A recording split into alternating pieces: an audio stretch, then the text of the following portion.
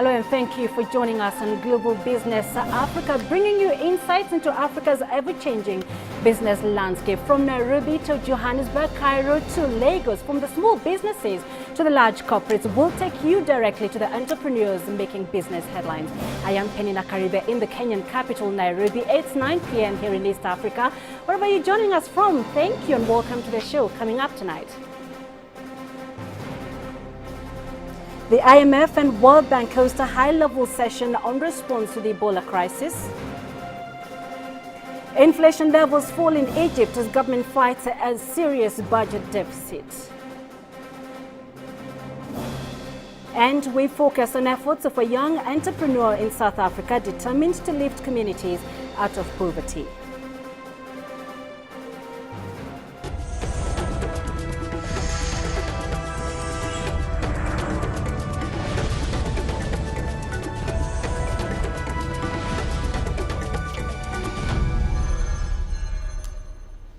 The leaders of the three countries worst affected by the Ebola outbreak have appealed to international global development leaders to devote more resources and manpower to the fight against the epidemic. The presidents of Guinea, Liberia and Sierra Leone joined a high-level World Bank forum to discuss the critical issues, needs and possible solutions to help West Africa contain Ebola. President Ernest Bai Koroma criticized the global community's slow response, while United Nations Chief Ban Ki-moon called for a 20-fold increase in resources to fight the epidemic. The president of the World Bank Group, Dr. Jim Yong Kim, said this disease could have a potentially catastrophic impact. He reiterated the growth projections of the three countries for 2014 have already been cut significantly. On Wednesday, the bank released an economic impact assessment estimating the disease could cost West African economies more than $30 billion by the end of next year. Most of these economic impacts aren't in fact driven by sickness and death. Those are tragic, but the numbers aren't big enough to drive the economic impacts we're predicting. The economic impact mostly comes from aversion behavior, which is where investors abroad and workers at home reduce their labor and their investments in order to avoid putting themselves and their employees at risk. What the international community needs to do is first bring the epidemic under control, but at the same time, make it easier, implement policies that facilitate investment while protecting foreign investors from contagion in their home countries. Kate Fisher joins us now live from Washington on the latest and analysis. Kate, World Bank President Jim Yong Kim admitted during this meeting the world was behind the curve in the fight against Ebola. Did you get the sense this forum and what was discussed will translate into action on the ground? Yes, certainly the World Bank chief there, very strong, saying that the future of Africa was at stake. Now, it was heartening to see him, the IMF head, the UN Secretary General and the three presidents of the countries affected all sitting around the table and tackling the issue head on. So that was a positive that they're talking about it. But as far as concrete action, there was much less of that. One thing that has come out of the meeting is, though, the European Commission and the US have guaranteed medical evacuation for those healthcare workers who are willing to go to West Africa to help. Until now, that hadn't been the case, and that may have been the reason that some of them didn't want to risk their lives going there. So now that's been put in place. The hope is that more medical professionals will travel to West Africa to help, because that is what all these countries are saying they need. For example, the World Health Organization saying today, just in Liberia, they need 360 extra medical professionals, and that's just today and in just one of the countries. So an urgent need for concrete action, Kate, but many of the countries that pledged support bemoaned the lack of coordination between the countries affected by the disease and aid agencies. So what are the challenges did they highlight? Yeah, well, that is one. Coordination, certainly. There's a story of 20,000 protective suits sent from Japan that are still sitting at an airport on the Ivory Coast waiting for transportation. So coordination is a massive issue. As I mentioned just then, medical staff, they need more trained medical staff, not just equipment. They need people there. Money, of course, this all needs to be paid for, and they need extra help. The IMF yesterday saying, as you said, that it could be $32 billion of economic impact on that region if this isn't contained, and that will mean that will affect everyday West Africans. It could also mean food shortages if people are too worried. Farmers are worried about leaving to go to their fields and go to market. There could be a whole series of economic impacts connected to that. I mean, obviously so lots of other things to be concerned about. Indeed, Kate, some very grim news coming out of this picture, but Ebola could potentially become the next AIDS epidemic. Dr. Thomas Frieden, director of the Centers for Disease Control and Prevention, told the forum during his address. So, well, I mean, one wonders, Kate, was there anything positive that came out of this meeting? It was a particularly dire meeting. It was fairly depressing to watch and listen to. The head of the CDC there saying all that, but also saying that this is, we can get on top of this. It would have been, this current crisis could have been prevented if we'd acted sooner. So the quicker we get on it, the more likely it is that we can stop it in its tracks. So there was a glimmer of hope from him and from Ban Ki-moon, the UN Secretary General, saying the same. If we act now, there isn't time to discuss this anymore. They need to take action. Ban Ki-moon saying there needs to be a 20-fold increase in international aid for this, but also pledging $400 million of UN loans to go towards it. Another positive, perhaps, Christine Lagarde, the head of the IMF, saying that they were willing to increase the fiscal deficit for these countries while they try to contain it, and that's pretty rare for the IMF to say. So a few glimmers of hope, but really it was a fairly depressing listen. Understandably so. Kate Fisher, thanks for joining us. That's Kate Fisher live for us from Washington, D.C. Now, we remain with the IMF and World Bank meetings there in Washington, and on Wednesday alone, there was 17 different meetings, sessions and forums at the International Monetary Fund and World Bank meetings being held in Washington. Multiply that across a week, throw in the thousands of press releases and reports each of these groups churns out during a year, and you get an idea of just how much is going on. But there's one fundamental question: just how easy is it to tell these next-door neighbors apart? CCTV's Owen Fairclough hit the streets to get an answer to that question. They're very different, but also very close together. And this is how close. The World Bank is right here. And right here is the IMF. And between them, they channel hundreds of billions of dollars around the world and can move global financial markets with just a few words. Essentially, the IMF keeps the global financial system running. The World Bank is more concerned with helping develop poorer countries. They're complex organizations, but do people even know where they are? Can you tell me, where is the IMF and where is the World Bank?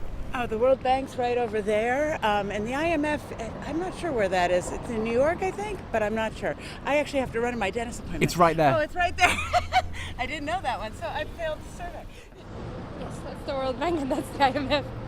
Some people we've talked to don't know where it is. Does that surprise you? No, because there's a lot of faceless looking kind of office buildings around downtown DC. And they're huge institutions. Even John Maynard Keynes, one of the world's most famous economists, admitted he got them mixed up. This week, around 13,000 people are gathered here and at venues across Washington, D.C. for dozens and dozens of meetings, panels, forums, and an awful lot of walking. So, does all that footwork make it just a little bit tiring? It does sometimes, yeah. But it's worth it. It's worth it sometimes. There are some meetings which are very useful, especially those that focus on the issues that affect the real people on the ground. They're quite useful in terms of gaining access or having bilateral meetings with ministers of finance or those involved in that space. Both the IMF and the World Bank admit that their work can be confusing to many, but despite the high visibility here this week, both organisations admit that much of their valuable work goes on behind the scenes. Owen Fairclough, CCTV, Washington. Kenya is selling a 12-year infrastructure bond worth around $168 million. The profits will be used to expand transport infrastructure and electricity supply, the central bank said on Thursday. The government needs money to build roads, a railway and ports and lay down an oil pipeline. This is as it struggles to narrow its budget deficit. Kenya's investment needs $4 billion a year to deliver on its infrastructure promises. The African Development Bank says the country's infrastructure backlog backlog is one of the largest on the continent. At the last auction of a 12-year infrastructure bond in September last year, its weighted average yield stood at just over 12%. The sale closes later this month. Uganda has launched the construction of its part of an East African railway system that is expected to offer seamless transport connectivity within the region. Construction will be undertaken in partnership with China Harbour Engineering and the Ugandan Army. CCTV's Isabel Nakiria with more details. Yoweri Museveni unveiled the $8 billion railway in the presence of Presidents Paul Kagame of Rwanda and Salva Kiir of South Sudan. Uganda expects to reduce transport costs and time once the new railway system is in use, and it's hoped this in turn will boost the country's economy. The project will be funded and built by China Harbour Engineering in cooperation with the engineering department of the Ugandan Army. President Museveni says the railway system is a viable project. It costs you $4,000 to bring a container from Mombasa to Kampala. If you use the railway, it will cost you about $2,300.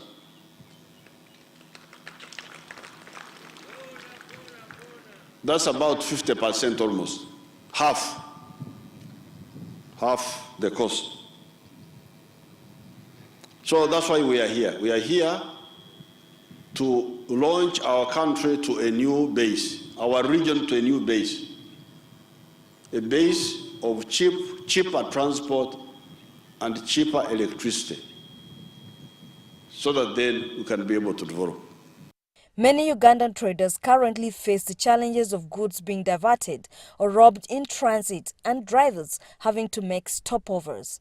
Freight transit time from Mombasa to Kampala with the railway will be reduced to 1 day once complete. The new railway system is a regional project with neighboring countries due to construct sections to form a seamless transport system.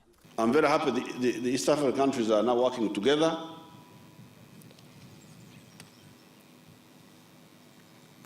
Because Uganda cannot build a railway to the sea without the support of Kenya. Where do we pass? Even if we build a good railway and we reach at Malaba, it ends there. Uganda is a landlocked country and depends on the Kenyan port of Mombasa for exports and imports of its goods. Kenya has already launched the construction of its part of the railway. Rwanda and South Sudan have yet to follow. The railway will start from Mombasa and head through Nairobi to Kampala via Kigali and eventually on to Juba. Isabel Nakiria, CCTV, Kampala. Let's have a look now at the numbers for the main voices that we track here in the continent. And following a deal by South Africa generic drug maker Aspen Pharmacare to sell a 25% stake in a newly established Japanese business to GSK, which already owns about 12% of Aspen, shares in Aspen climbed 4.3% to 354.51 Rand by 10:50 GMT today. The GSE all share gained about 0.5%. All other bourses were in the red.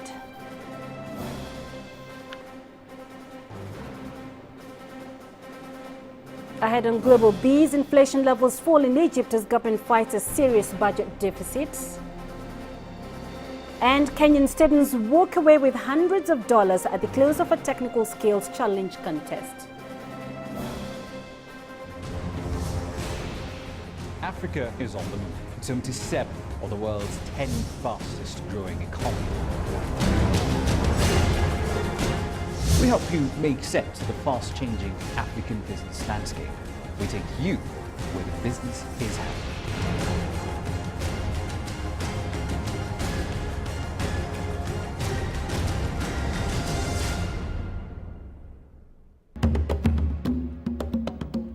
The rebasing of Nigeria's GDP has been a long time in coming. The information provides us much more scope to know what the structure of the economy is.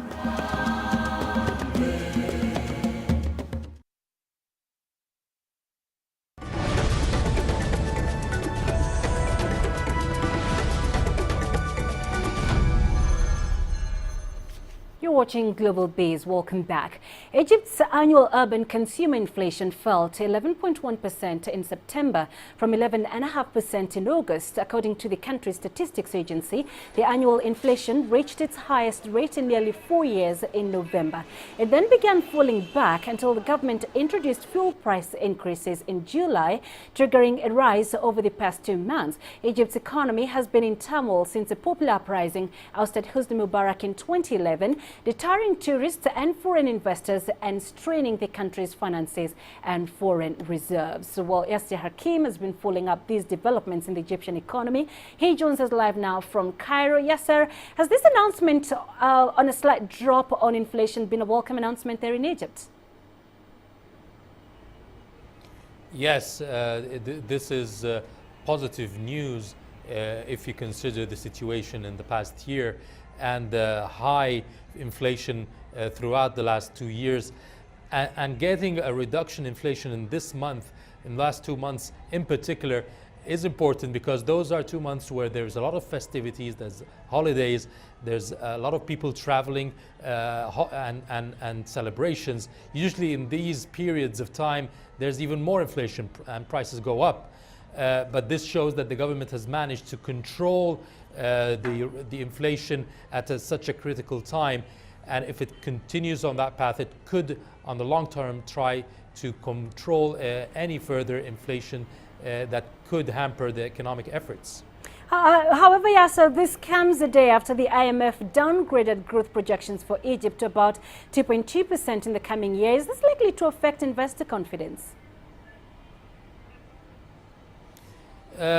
Well, there is a negative outlook on that, but this is for the whole region. The drop has been downgraded on the whole region because of the political instabilities, especially concerning some terrorist groups in several countries in the Middle East, and also the crackdown on terror in parts of the east of Egypt, the western borders of Egypt.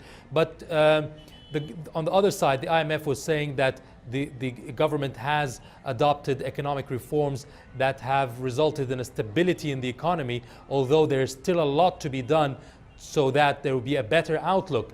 So this will in somehow help giving a better idea on that the government is on the right track, but it needs to put more effort, especially concerning new laws, investment laws for job and employment, and also for huge projects. And before February, there will be a report by the IMF to further assess the performance of the economy. And this will even shed more light on whether the economic aspects of the government are working in the right direction. All right, Yasser, thanks very much for those insights. Yasser Hakim live in Cairo. Now, curtains came down at the very first Africa Tech Challenge in Nairobi, Kenya. Participants from various technical institutions got the chance to upgrade their skills thanks to the initiative. The winners were awarded with job contracts, certificates and scholarships to study in China. Maria Galang with the story. All the best. The Africa Tech Challenge came to a close as participants were awarded for taking part in the initiative. The project started off in May this year in collaboration with Chinese company AVIC International and the Kenyan government through its Ministry of Education. The Africa Tech Challenge was designed to inspire Kenyan vocational schools to be adaptive to the industry ecosystem and technology development trends. The initiative consists of 2 training contests, including preliminary and finals at technical university stage. Around 18 teams from different vocational schools in Kenya were chosen, with 3 contestants and 1 advisor. The participants were trained on international standards of manufacturing, making use of entrepreneurship opportunities and skill enhancement. Kabete Training Institute won the contest. Other top 6 teams included Kenyatta University, Kenya Technical Teachers College, Rift Valley Training Institute, the Mombasa Technical Training Institute and the Nyeri Technical Institute. Before I came to ATC, I did not have the skills. I had little skills, but not as much as I gained after coming for this contest. So when I came for ATC, I gained several skills, and they also helped me to speed up in my production. deal with accuracy when I'm producing the products. Then precision was also an important skill for me. And then I dealt with other skills that I had not gained before. There are so many things that we have benefited from this Africa Tech Challenge. Majority dealt with the operation of lathe machine and precision, and also precision control, and the assembling of complex fittings, that is under engineering production and the production of spare parts. And it has also acquired with much skills compared to the ones that we actually usually get when we are in the colleges and universities. The winners were given certificates, manufacturing contracts worth $200,000 and scholarships to go and further their skills in China. I think as long as we have a long-lasting mechanism, we will continue to do a great job in these projects to train more young people. The African market will be our greatest concern. Our market is the most important thing. The Kenyan government and private sector have both welcomed such initiatives, citing it will deal with the persistent unemployment problem and enhance quality production in the manufacturing sector. The opportunity in Kenya is massive because we have people who are not employed, and we really can create them into entrepreneurs themselves. What they need to be done, what they need to be armed with now is the do-how and the know-how, where they can know how to really get things going. Arm them now with equipment, arm them with a business plan and with a market. It is initiatives such as these that indeed will give our young people opportunities and the skills that they require to have an equal footing and to be able to compete with young people around the globe. Trade between Kenya and China has surged in the last few years, with infrastructure development, education, information, communication and technology dominating the scene. And initiatives such as the Africa Tech Challenge will only catapult relations even further. Maria Galang, CCTV.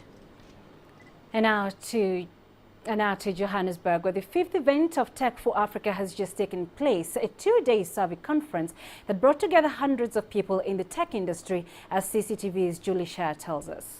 Sit down one day and be like, oh my God, this is the one, and then run out. Tech for Africa is the first web, mobile and emerging technology conference of its kind in South Africa, and is rapidly paving the way for many new startups and mobile apps.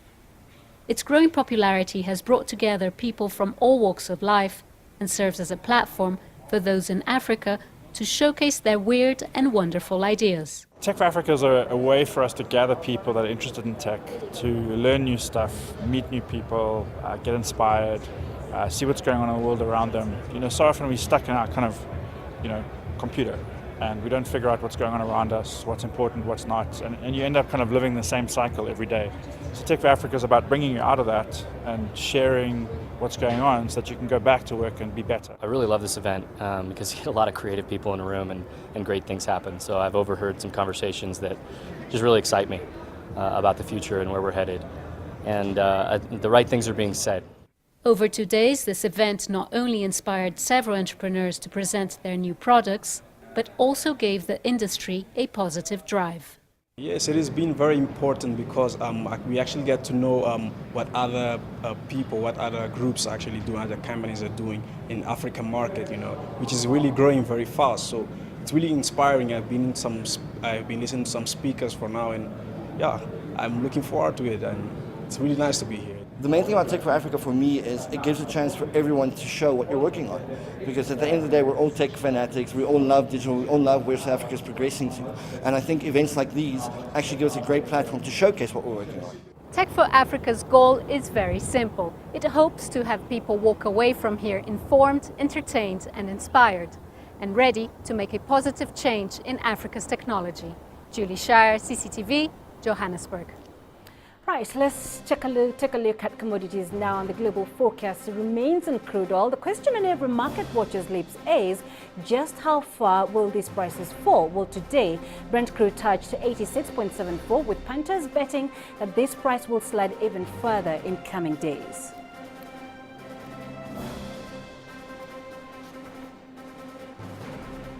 Still ahead, we focus on efforts of a young entrepreneur in South Africa determined to lift communities out of poverty.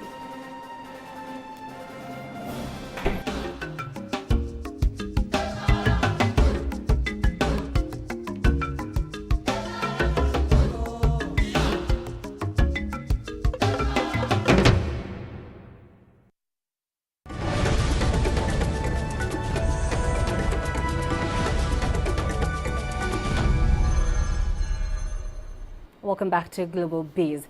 She is a young, avid entrepreneurship activist from South Africa. Matsi Modise, one of the youngest directors at the country's Black Entrepreneurs Forum, is leading the way for Black empowerment. For our grassroots segment tonight, Julie Shire sat down with her to find out how she's helping local entrepreneurs.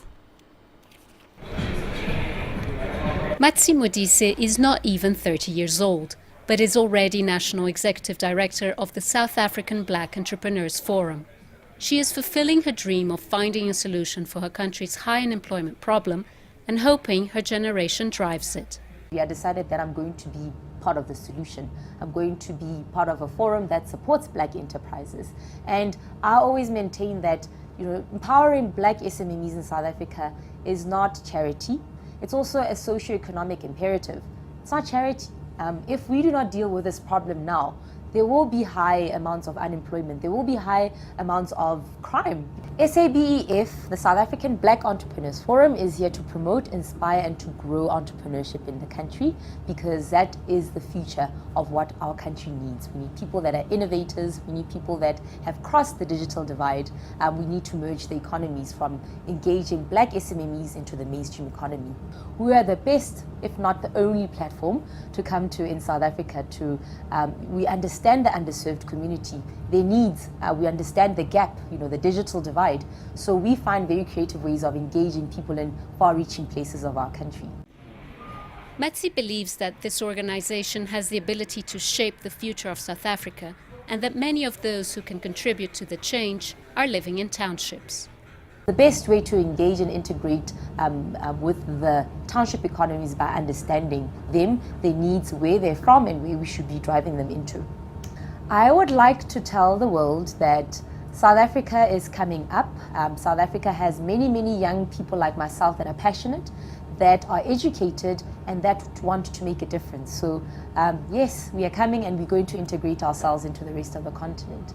Matsi Modise is changing South Africa's Black entrepreneurship scene and shaping the future for many Black young South Africans who want to accomplish their dream and businesses. Julie Shire, CCTV, Johannesburg. Let's have a look at the currencies now. When Kenya's central bank said on Thursday it was in the market to mop up 5 billion Kenyan shillings, or just about $56 million, in excess liquidity from the money market as it looks to show up the shilling. The long-term outlook is for the Kenyan unit to continue to struggle, especially as the effect of the European tax on its horticulture start to be factored in. Traders, however, expect it to strengthen in the near term, mainly due to dollar inflows from investors seeking to buy a treasury bond that is on sale. Right, and just before we go, a preview of what is coming up on Global Business tomorrow. Kenya's power company KenGen plans joint ventures with private investors to build upcoming geothermal power plants expected to come onto the national grid by 2016, as according to its chief executive. Also, Zimbabwe plans legislation to facilitate private-public partnerships as a solution for the country's underfunded infrastructure development. Right, so that's it for tonight's edition of Global Business. Remember, you can send your feedback to Global Business Africa at cctv.com. You can visit our Facebook page, CCTV Africa. Also, stay in touch with Global Business on Twitter using the handle at CCTV News Africa. I'm Penina Karibe. Thanks for watching.